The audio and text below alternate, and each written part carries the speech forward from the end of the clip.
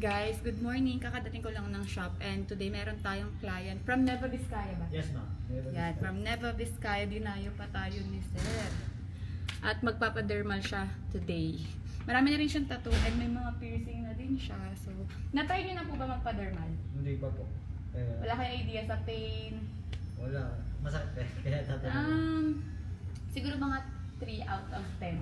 Mas mararamdaman mo yung pressure ng kurot ko kaysa dun sa Doon sa ako butas. nagbabase lang sa ano eh, yung tinanong kang nasasaktan ka ba, sabi mo hindi. Oo. Ito, si Shaka hindi nasasaktan. Okay lang. So guys, dalawa na pala yung ipapagawa ni Sir William. Ito.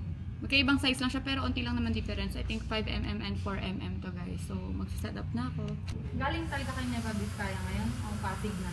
Hindi po, diretso sa middle. Grabe. Pwede bang magpa-picture mo na yun? Sure.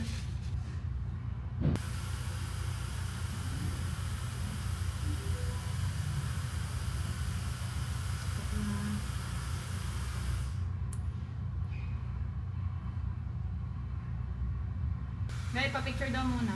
Kaya alis ka na. Dapat while healing, mag-band-aid ka muna. Nangyari ngayon. Ako ngayon. Lalo pag matutulog.